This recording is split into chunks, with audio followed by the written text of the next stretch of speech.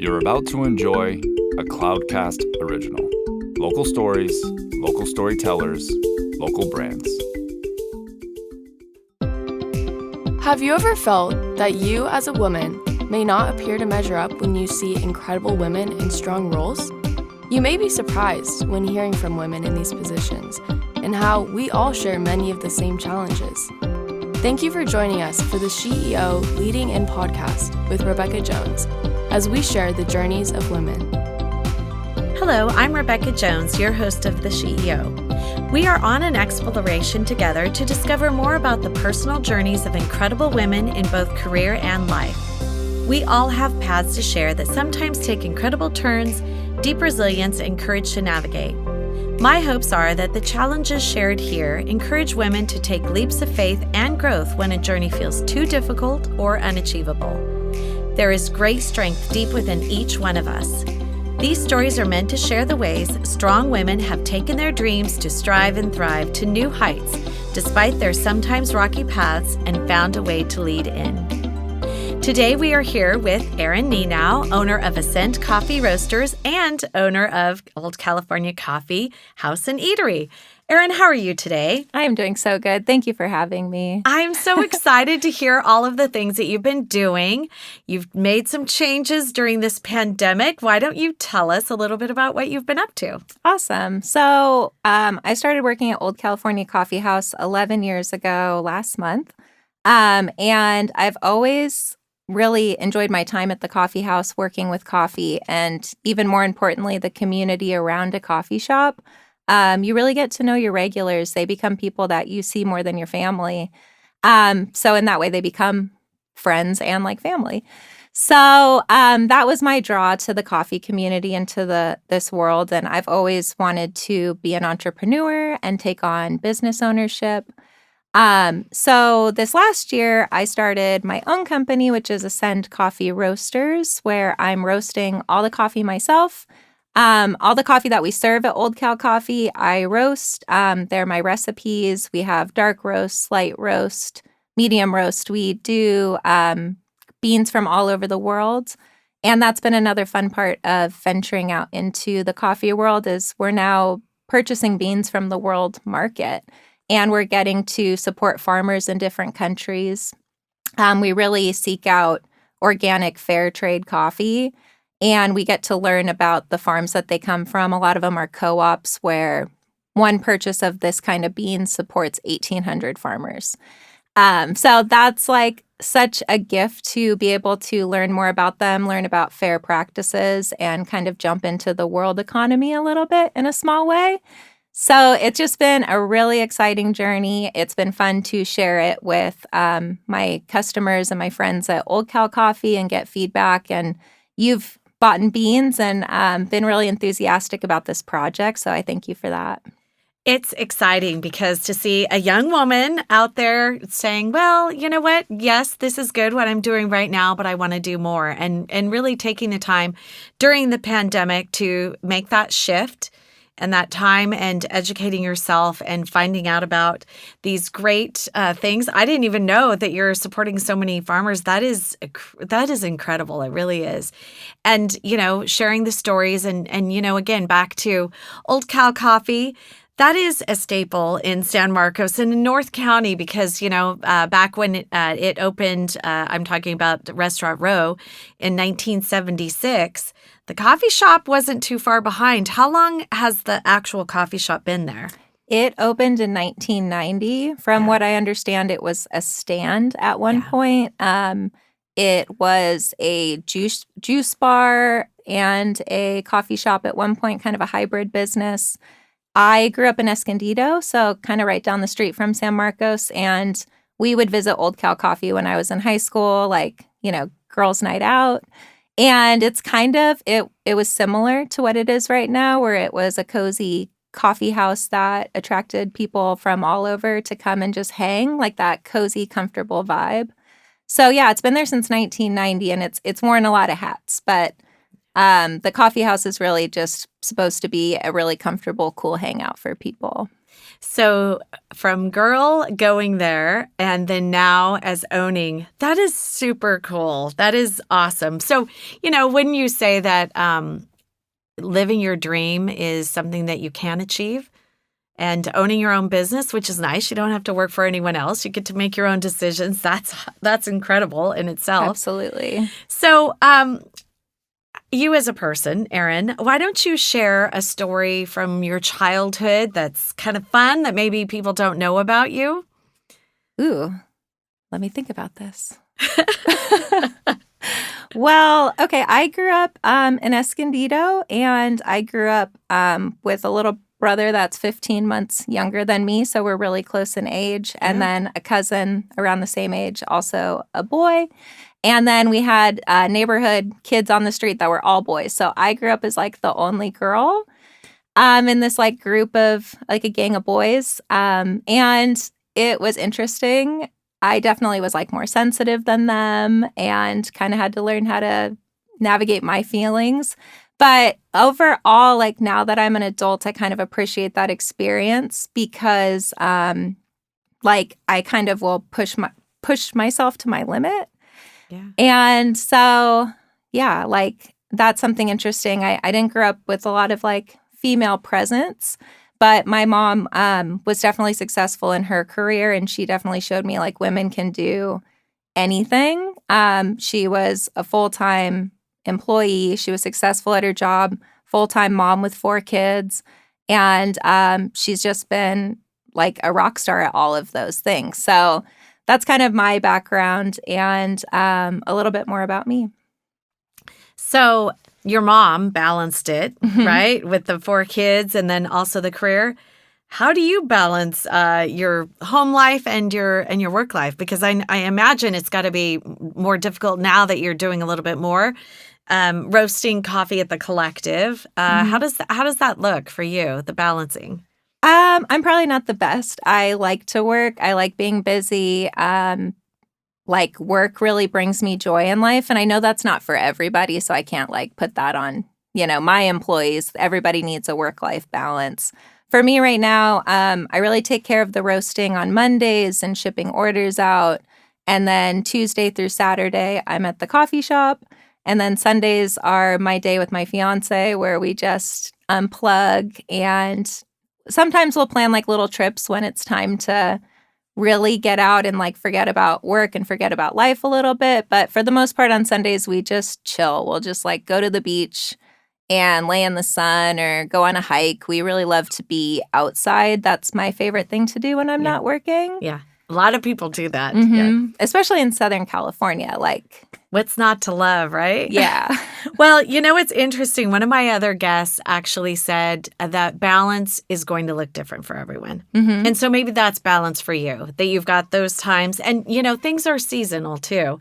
Yeah. You've got like, a time where you're going to work more. You've got a time where you're going to spend more time just kind of decompressing because maybe you've really been working hard for a while. I'm sure when you were originally starting the coffee roasting part of your business, you probably put a lot more time in that, focusing on trying to get educated and really, so you could do it well. Yeah. You definitely strike me as someone that likes to do things well. You're probably I could tell this for sure. You like to do your background, your history, get educated so that you can, move forward in a positive manner, right? Yeah, well, when I started this, I was like, I'm going to be putting myself out there in a way that I haven't done before. I'm very operational. That's my favorite part of the job, or one of my favorite things at Old Cal. And if you know my business partner, Craig, he is the community guy. So I knew taking this on, I was going to have to put myself out there in a way I've never done before. So I didn't want to show up with a subpar product or something I'm still testing out and not sure of. Yeah. So like you said, you're completely right. I spent a lot of time roasting, cupping coffee, trying it, throwing coffee away that was no good, and figuring out what I wanted my product to look like. But it was a really fun adventure. It was a journey. Well, I commend you on it because it really is quite delicious. Thank you. So, thinking about yourself and who you are, what is one word that you think describes you best? Resilient just because, and I'm not perfect. I would never. No one's perfect. Yeah. It's all right. We all know that. I would say like just something that I've learned through like I started at Old Cow Coffee when I was 21. I didn't have a ton of confidence to do some of the hard things that business ownership requires. So I, like the first time I had to write up an employee, like they were all still my friends and I was transitioning into leader and, it was awful. Like it just hurt my heart to have to do it. And I still rose to the occasion. I still did it because I just believe like, just because something is kind of ugly the first time you do it, it's going to get prettier and prettier the more that you practice. So you can't hold yourself back from that thing that scares you. You just have to accept that it's not going to go well. And then if the next time you do it, it's just like 10% better, then you're on your way. Right. So that kind of resilience has really helped me. I don't shy away from things that scare me. And, if you're seeing me do something for the first time, it's probably not going to be pretty, but I'm working on it. Well, you know what? That authenticity is really important too, because a lot of people do. They think they see something on the outside. They go, wow, she's doing that perfectly. Mm-hmm. Well, it's only because you've done it 20 times and maybe it wasn't really where you wanted to, right as good as you wanted to do it. But each time it does get easier. It does get better. And I think I always tell young people this. Whenever you're trying something that's outside of your comfort zone, you're probably on the right track. Absolutely. And you're going to grow from that experience. If you can grow into, yeah, I love that, or you might grow into, oh, I don't really like that, but it's going to put you on a different path, which is also okay. Yes. Because it really helps guide you to something else when you try things that are outside of your comfort zone. Definitely not things that are physically unsafe. Yeah. but it's just something that's like fear in you. You're like, oh, I don't think I could do that. Like, I'm not like that person that's doing it. Those are the voices that are just like stunting you and like dimming your light. So, right. Yeah. And that's what I want to share with like the young women that I mentor and coach. I try to pay it forward the best I can, the way that my business partners have coached me. And I share with them the ugly stories. I tell them like examples of times that I did things and it went off the rails. Yeah. And my point is that, they don't have to hold themselves to, it has to look exactly like when Erin does it. Like I went through a process, you just didn't see it. So let me tell you about it. Well, you know what? I was talking with another guest and I don't know, it just kind of came up, today's failures are probably tomorrow's successes. Mm-hmm. You might not succeed right away, but you might, it might take you 2 or 3 more tries. But when you start with that one failure or what you perceive as a failure, it might not even be that big of a failure. You just go, okay, I didn't do that well. Next time I'll do this, this, and this. Every time it gets easier, it gets better. And, really, or again, it diverts you to a different direction. Yeah. But that still, in the end, helps you move forward because, life is about getting educated, learning things. And, I say it all the time. I'm going to learn until I'm 100 years old and it's my last breath, however long that actually is. It could be 110 years. I don't know. Yeah. But every day I'm going to learn something new because it's going to help me, change who I am and grow as a person, but also help the people that are around me too. Absolutely. So, okay. So as a female, and you're younger than I am. I'm not old, but no, you are not. I am. But what is one of the most significant barriers do you think in your career so far? Well, there's a lot that have to do with Old Cow Coffee and just the world changing, the market changing, cost of goods going through the roof, staying competitive with Starbucks, in pricing when it's a lot harder for us to get the kind of deals that they can get. So there's a lot of things within Old Cow Coffee that have to do with the world changing. And then when it comes to Ascend, my new challenge is brand awareness. And like I was saying, like putting myself out there in this new way, that's a little uncomfortable for me, but it's so good. Like we were just saying, I'm growing in that. I'm getting more and more comfortable in my own skin every day. And, when I first set out to do this, I didn't have like this business plan, like, oh, I'm going to sell coffee to A, B, and C. and then we'll make this much money and I'll be able to retire at 40. It wasn't like that. It was just like, I'm feeling a calling.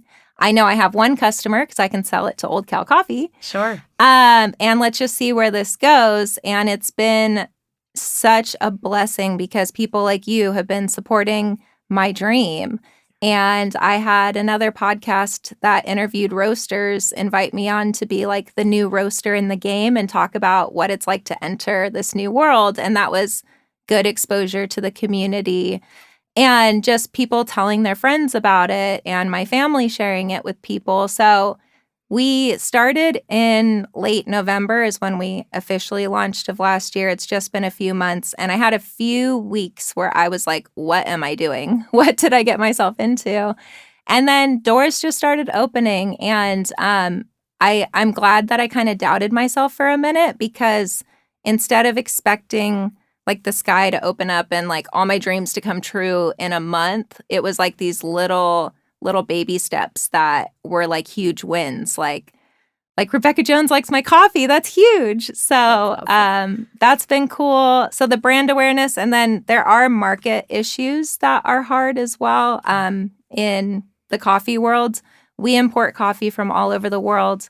And as people know, there's a lot of trouble getting the ships into dock and getting these products into our country. Yeah. I asked my importer, kind of interviewed him before this podcast to get more information.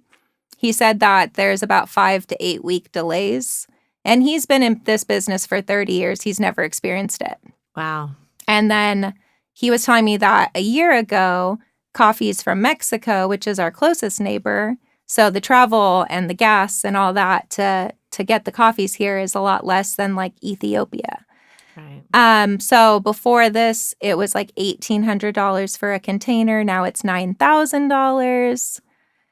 So you can really see like the change in the market and how much more expensive it is to be in business. And I'm entering this world at this really like hard time. Mm-hmm. But it's my belief like pressure makes diamonds. And if I enter right now when it's really hard and I get this figured out and I get it up and running and I'm able to make it work, then a lot of the challenges that come in the future, I'll have more skills for. So I'm not going to like shy away just because there's some challenges right now. I love that. The pressure creates diamonds. I love it. Okay, so have you thought about, and I don't even know if it's a viable option, but is there a way to actually grow beans locally that are here in California? I don't even know if it's possible. I did look into that in my early stages of starting Ascend. And what I learned is coffee beans grow best as close to the equator as possible where it's hot. So we don't quite have the right climate for it, unfortunately. Yeah. But I was like, where's some barren land in California where I could go grow some beans? Right. Well, okay, so that means you just have to plan a little bit more in advance to know what your market is. And I have to say, nothing against Starbucks, but I prefer a mom and pop all day and night. The flavors are just better because more time has been put into it. It's not mass roasted. There is something more when and in the flavor, in my opinion, when you have the craft, the person that's putting love into it and roasting it with love and really spending that time and not having it mass produced. I think it does make a difference in the taste and the quality for sure. And so for me, there are a lot of people that are like me, Erin, a lot of people who go, okay, well, and plus we want to support local businesses. I mean, if you look around communities, I think more now than ever, during the pandemic, people have realized that these owners of these businesses are my neighbors. Mm-hmm. They're my friends. You are at the coffee shop. You see a lot of this. You make a huge difference in our lives by choosing us. Definitely. My business partners have a 14-year-old son, and he's really into golf and karate. And, by buying coffee with us, you're helping him with his golf lessons. Right. You're making sure that people in your community their hard work is going somewhere for them, that we can put food on the table, that we can, go on vacation sometimes. Yeah. And so it really makes a huge difference. You're helping our staff. Our staff is young people in college who, they live off of their tips, and our community has been so generous with them. And it translates into the service they give too. Like, they like their job and they can afford to go to the movies and go out with their friends. And, they're working not full time, but part time, and they're going to school full time. So it is a blessing to see how well the community takes care of us, and for people to have thought of us during the pandemic and during shutdowns when we were really just scraping it together.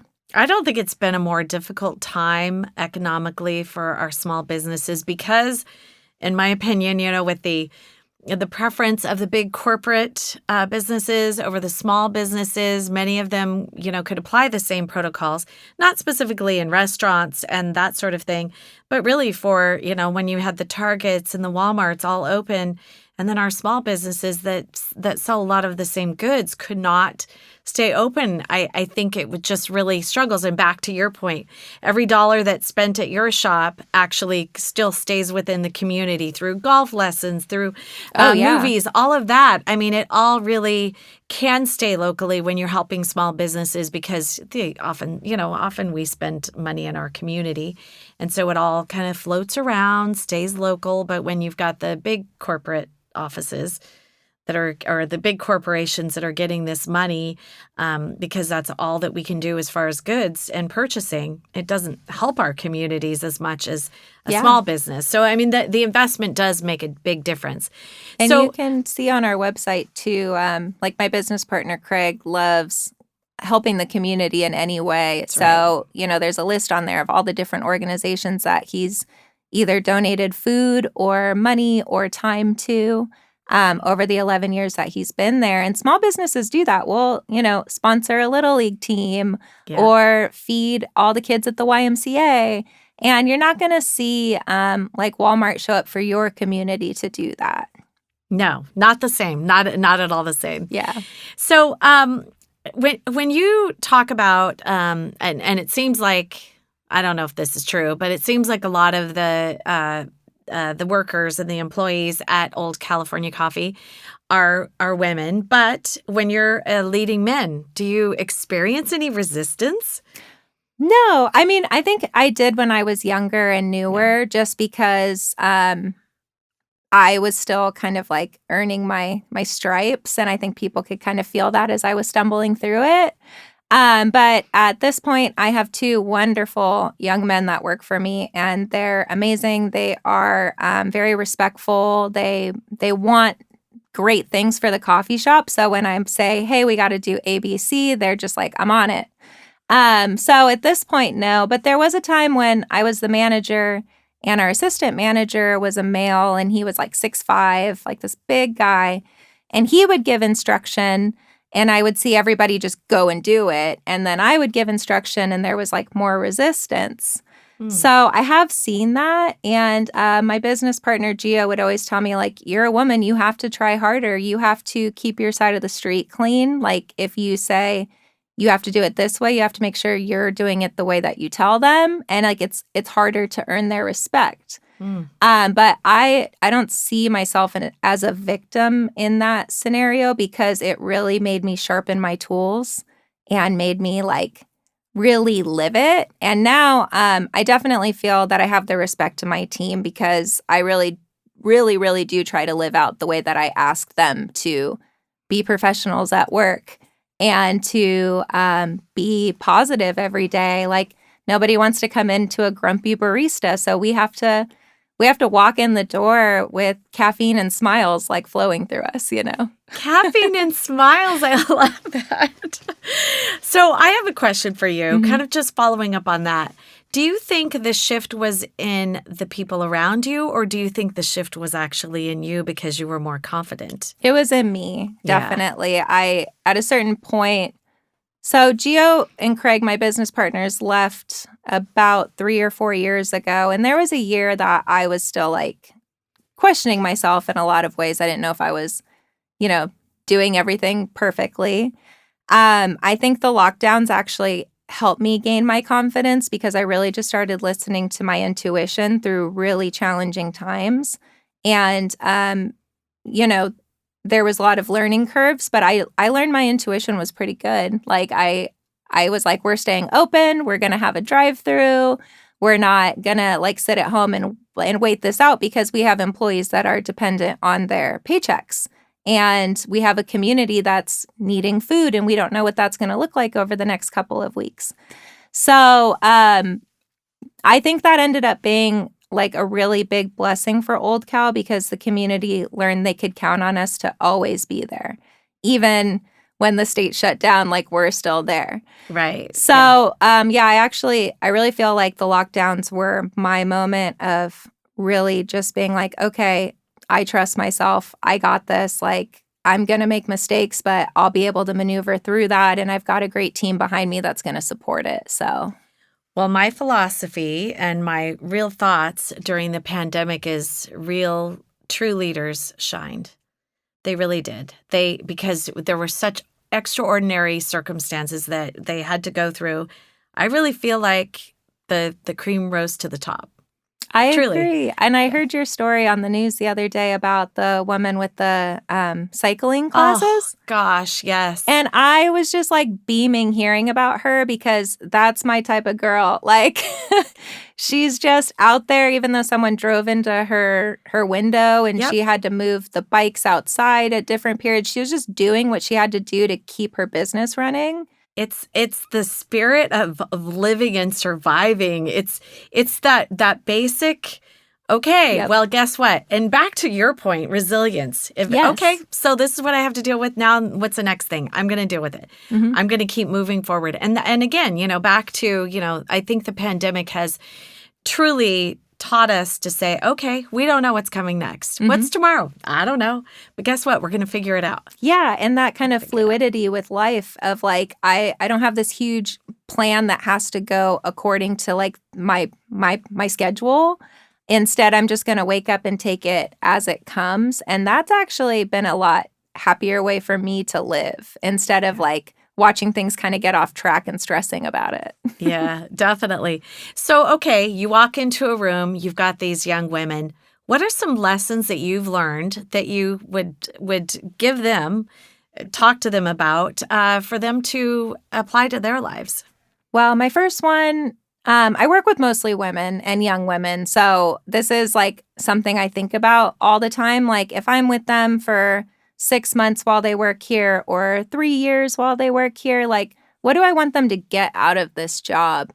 And the first one I really would say applies to everybody, young men, young women, is just you have to pay your dues. And it's an uncomfortable time when you're young. I have a lot of young people that start working for me and they want to like create drink recipes and do the fun stuff and run the Instagram.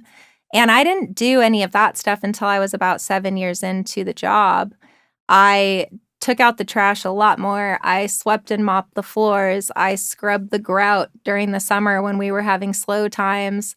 And all of that really has given me the confidence that I've earned my spot here. I've been willing to do the things that nobody wants to do. And when I have to ask them to do dirty work, I'm like, I'll get right down in the trenches with you.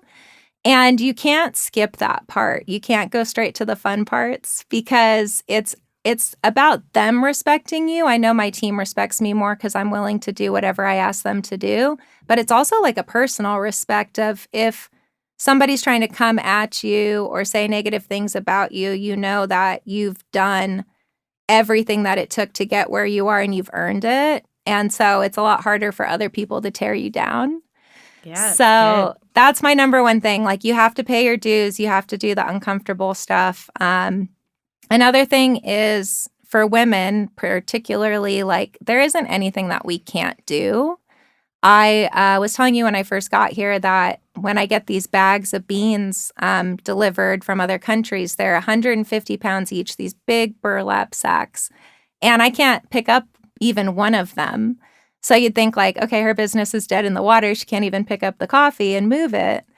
But, my team has shown up and helped me, like one person grabbing one end and me on the other. My roommates have helped me move it. My dad, my fiance, like, if you are called towards something and you start making a list of all the reasons why you can't do it, like throw that list away and just get started, because like the universe will bring it together for you, as long as you're, willing to do all the work yourself too. So is that your advice to young women then? It's just that when that list is starting to pop into your head of all the reasons why you can't do something, like that's like a negative force in this world that, like we said, is trying to dim your light, is trying to stop you. And so I just don't think people should make those lists of reasons why not. Just make lists of reasons why you should. So it just, listening to you makes me think, I think we women are our worst critics. I think we are so tough on ourselves so many times. And it's not always the people outside of us that make us fearful or make us, all these things, the reasons that we don't move forward. And I think a lot of it has to do with what's within us. We are always looking at all these other things that are outside of, oh, you should do it this way, you should do it that way. Don't you think your path is more tailored to you? Because, you can't look, it doesn't matter what anyone else does. It matters how Erin does it, right? Exactly. And I think it's like an inner calling. It's weird to me. I feel like 10 years ago when I was working at Old Cal, there was like a tiny little voice in me that said, you're going to own this place one day, which sounds weird. Really? But I felt like I just kind of, my intuition kind of like knew it and knew the path. And I think it's really hard to hear that voice, especially in the world we live in that's so noisy. But I think if you just kind of like follow your heart, like they say, that's what your purpose in this world is. And everybody contributes something different to the world.